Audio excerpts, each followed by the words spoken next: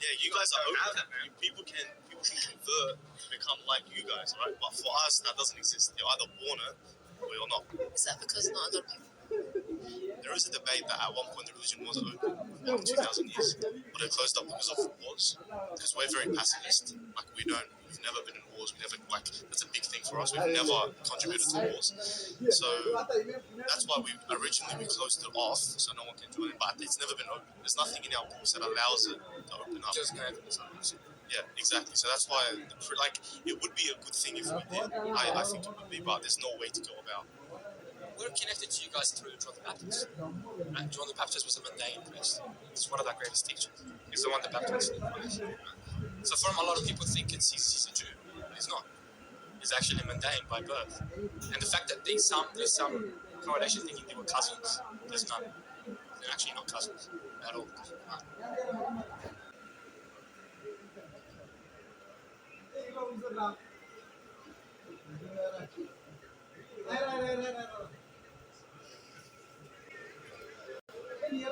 Subject pronouns. Singular. I. Anna. You. Aunt. An aunt. He.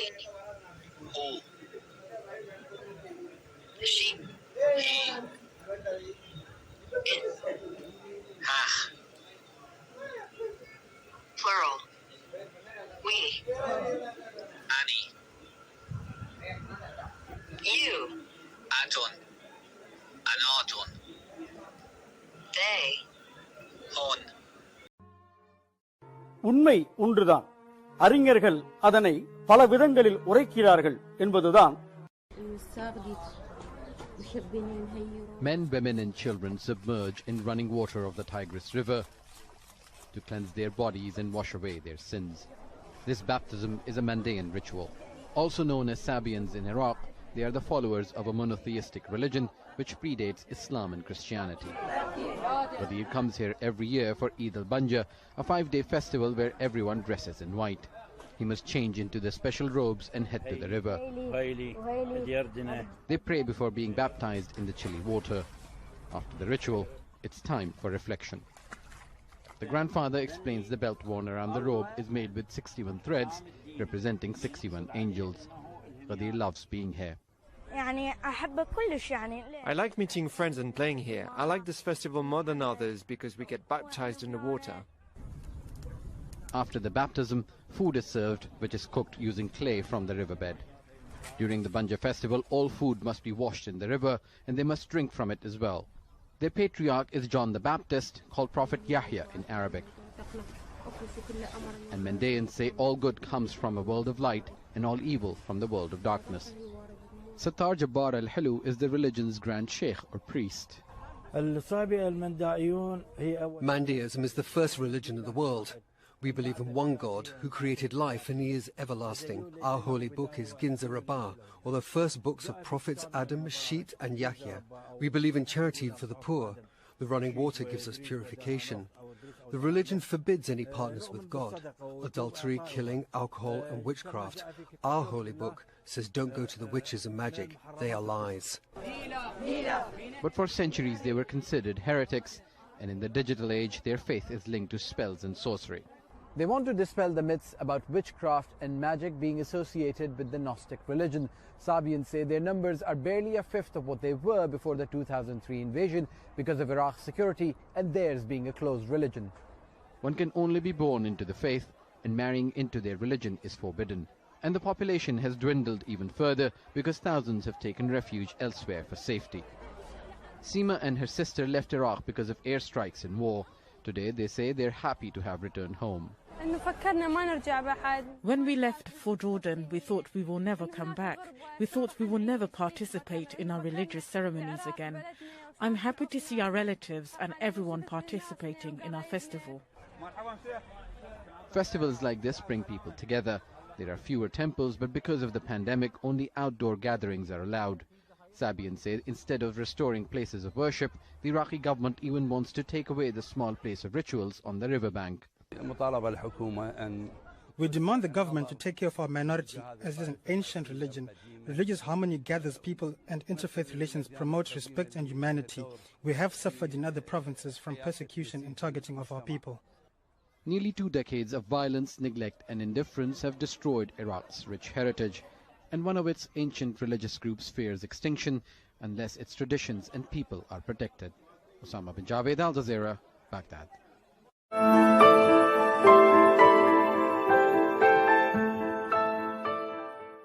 யூதேயா தேசத்தில் ஏரோது ஆட்சியின் போது சகரியா என்ற ஒரு ஆசாரியன் இருந்தான். அவனுடைய மனைவியின் பெயர் எலிசபெத். அவர்கள் இருவரும் வயது முதிர்ந்தவர்கள். அவர்களுக்கு பிள்ளை இல்லை.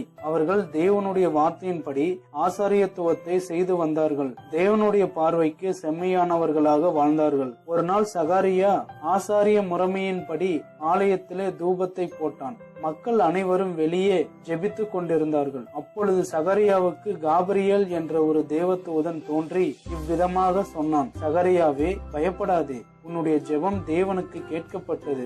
உன்னுடைய மனைவி எலிசபெத் ஒரு குமாரனை பெறுவாள். அவனுக்கு யோவான் என்று பெயரிடுவாய். அவன் தேவனுடைய பார்வைக்கு பெரியவனாக இருப்பான். அவன் திராட்சரசத்தையும் மதுபானத்தையும் குடியாமல் இருப்பான். தாயின் கர்ப்பத்தில் பிறந்தது முதலாக பரிசுத்த ஆவியினால் நிறைந்தவன் ஆவான்.